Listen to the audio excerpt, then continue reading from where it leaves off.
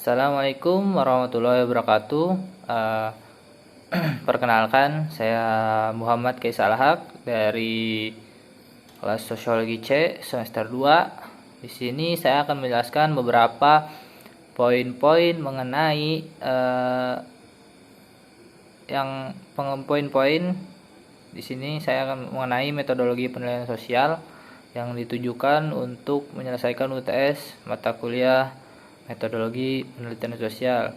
Ya, langsung mari kita lanjut. Bismillahirrahmanirrahim. Yang pertama, apa yang Anda ketahui tentang metodologi? Metodologi yaitu ilmu-ilmu atau suatu cara yang digunakan untuk memperoleh kebenaran. Caranya menggunakan penelusuran yang dengan tata cara tertentu dalam menemukan kebenaran, tergantung dari realitas, tergantung dari masalah yang dihadapi dan diteliti.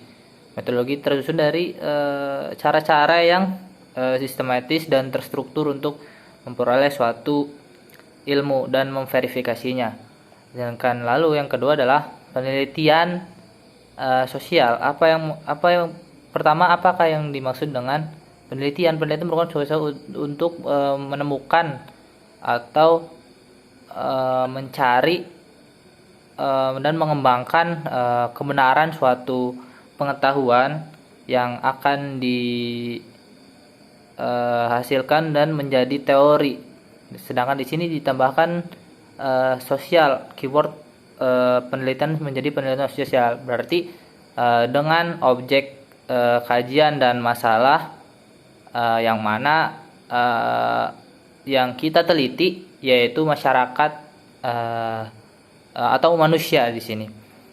Lalu ada jika digabung metode penelitian sosial yaitu cara meneliti atau mencari jawaban atas segala masalah, ya, itu tadi meneliti melalui cara-cara yang ilmiah, melalui metode-metode yang terstruktur dari penentuan objek penelitian, pengumpulan data hingga pengolahan dan penyajian data untuk selanjutnya menjadi sebuah teori. Lalu yang kedua, ada apa sih karakteristik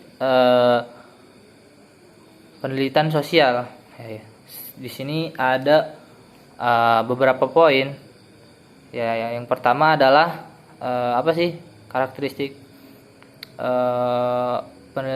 penelitian sosial itu? Yaitu yang pertama, objek penelitian sosial yaitu merupakan masyarakat. Nah, yang berikut berbagai gejala sosial dan kenyataan sosial. Dalam hal ini manusia tidak bisa dilihat dari kenyataan fisik maupun biologis, melainkan sebagai makhluk sosial, yaitu makhluk yang tidak bisa sendirian, harus berinteraksi dengan sesamanya. Pengalaman interaksi dengan sesama manusia ini merupakan objeknya. Lalu yang kedua adalah ilmu. Jadi beda antara ilmu alam dan ilmu sosial, yaitu jika ilmu alam dia berdasarkan fakta-fakta yang ditemui dan pasti.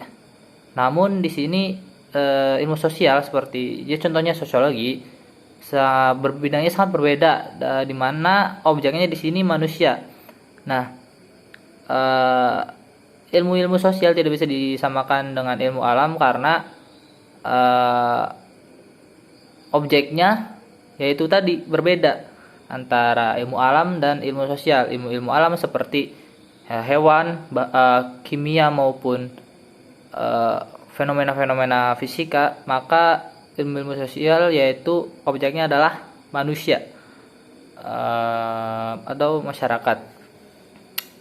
Nah, di sini yang ketiga, penelitian sosial sebagai apa sih kegiatan ilmiah yang berusaha menggali dan mengembangkan pengetahuan dari sumber-sumber yang awalnya sudah ada memang untuk menerapkan prinsip-prinsip, hukum-hukum, dalil-dalil ataupun teori dan yang berlaku mengenai gejala sosial dan kenyataan sosial. Nah, Yang keempat, kenapa sih tadi ilmu sosial dan ilmu alam berbeda mengenai objeknya? Kenapa ilmu sosial sangat berbeda dengan ilmu alam? Karena di sini kita melihat masyarakat itu bersifat dinamis, tidak bisa diam. Jadi manusia akan berubah-ubah tergantung zaman dan tergantung perkembangan zaman dan kebudayaan. Jadi penelitian juga harus dilakukan terus-menerus dan mampu menjelaskan penjelasan yang tepat mengenai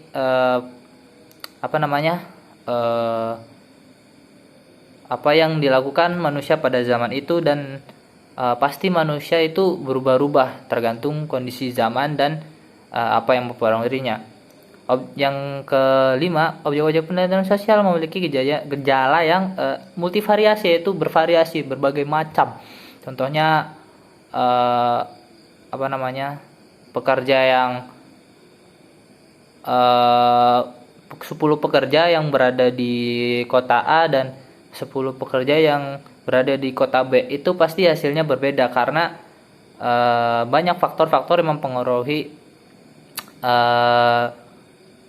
pekerja tersebut. Yaitu yang keenam, penelitian sosial menggunakan cara kerja dengan prosedur yang teliti, jelas, sistematik, dan dapat dipertanggungjawabkan sebagai proses yang memberi kemungkinan terbaik sebagai tercapainya pengetahuan yang benar. Ya, saya kira semua ilmu pengetahuan menerapkan yang mempunyai karakteristik ini, tidak terkecuali ya dalam penelitian sosial. Yaitu yang terakhir, penelitian sosial mendasarkan pada pengetahuan yang telah didapat atau pengalaman yang telah dicapai dan diterima kebenarannya sebelum pada waktu sebelumnya. Jadi penelitian sosial bukanlah tindakan yang spekulatif, bukan tindakan yang mengada-ngada atau hanya spekulasi saja begitu, hanya dugaan. Lalu di sini ada yang nomor 3, yaitu kan ada beberapa sumber masalah yang bisa digunakan dalam penelitian sosial. Apa saja di sini? Di sini terdapat 6 macam ya. Yang pertama adalah literatur atau buku di sini. Ya, studi literatur merupakan teknik yang paling sering digunakan untuk penelitian karena banyaknya sumber referensi dalam penelitian merupakan cara untuk menyelesaikan persoalan dengan menelusuri sumber-sumber yang tulisan yang pernah dibuat sebelumnya. Dengan kata lainnya, studi literatur ini sangat familiar dengan sebutan studi pustaka. Jadi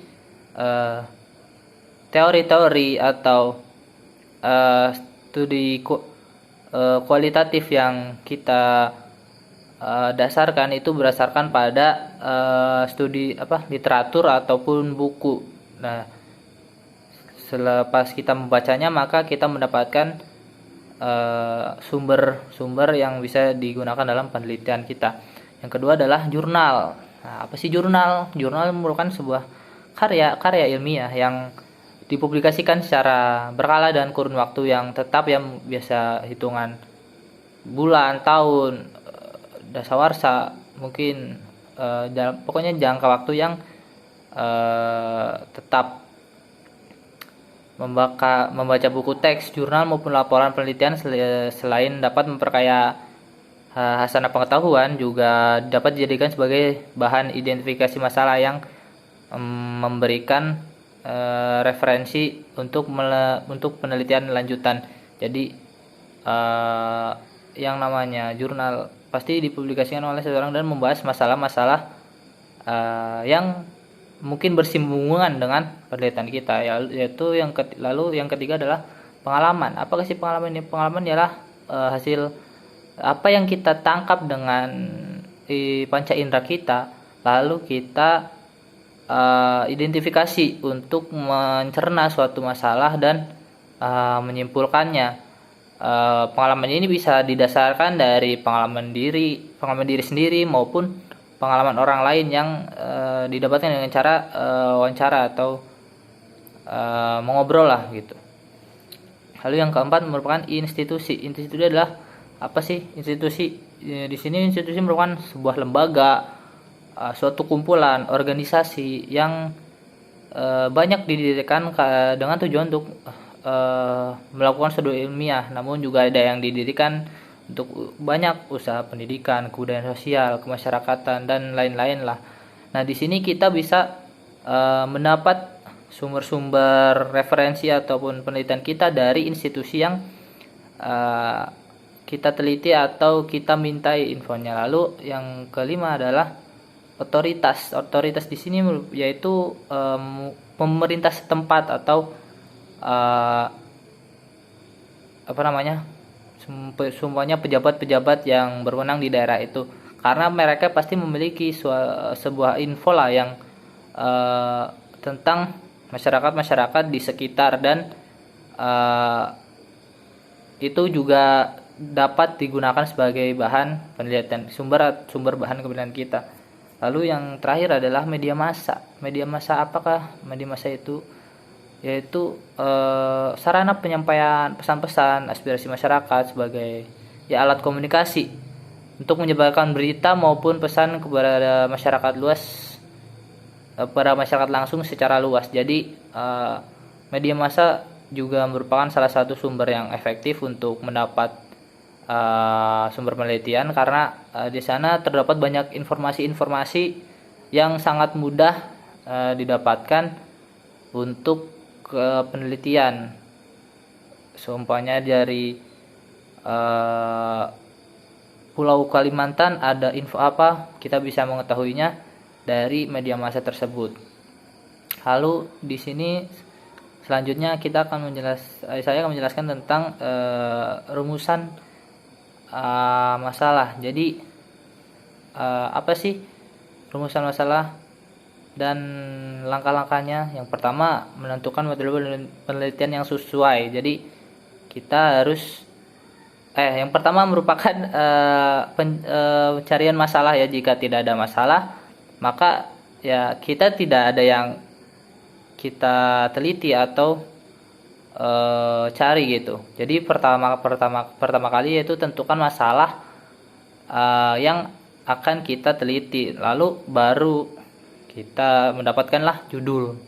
Nah, yang kedua, menentukan metode penelitian yang sesuai. Jadi apakah kita akan melakukan penelitian kualitatif, kuantitatif maupun campuran. Yang ketiga, kita harus memperhatikan dengan mencari wawasan-wawasan teori yang mendukung dengan metode penelitian yang dipilih, jadi disesuaikan.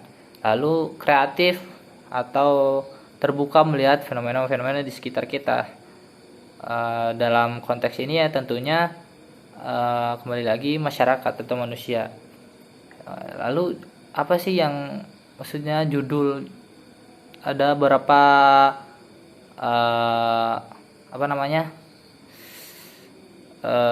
langkah-langkah yang bisa diperhatikan dalam perumusan masalah, yaitu judul penelitian atau ya judul, karena judul tersebut dapat dilihat dengan apa yang maksud dari tujuan sebuah penelitian dilakukan. Ya, judul dibuat singkat saja, jangan terlalu panjang dan rumit, harus konsisten dengan rumusan masalah, yaitu jenis penelitian yang seperti tadi.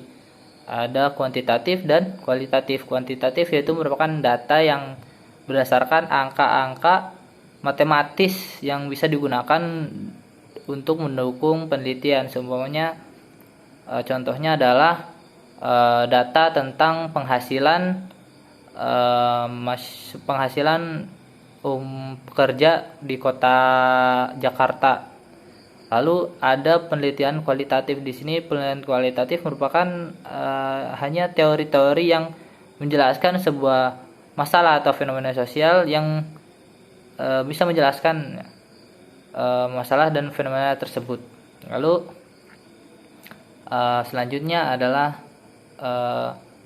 apa sih yang nomor 5, apa sih bedanya observasi partisipan dan observasi non partisipan. Di sini observasi partisipan adalah sebuah bentuk dari metode untuk melakukan pengamatan ya, yang dimana observer atau pengamat ini menjadi bagian dari sebuah masuk kehidupan orang-orang yang dimana akan dilakukan pengamatan, dilakukan observasi. Biasanya Pak observer ini, pengamat ini akan melakukan tindakan dengan cara yang sungguh-sungguh sehingga yang diamati akan merasa dia merupakan bagian dari kehidupan sehari-harinya. Jadi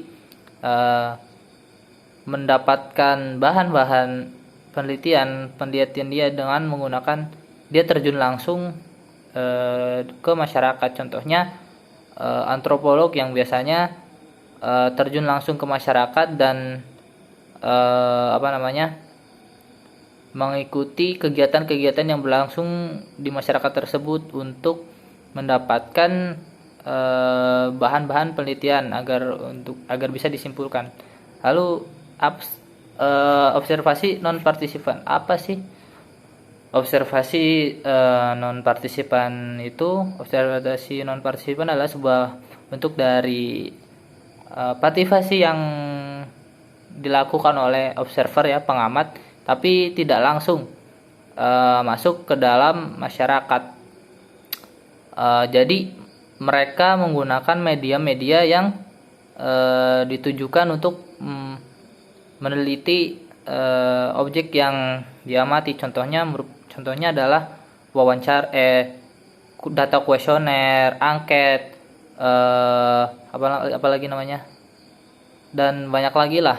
Pokoknya merupakan cara-cara yang tidak langsung dan tidak berinteraksi dengan yang diamati. Lalu yang terakhir nomor 6, apa sih yang Anda ketahui tentang instrumen dan hipotesis?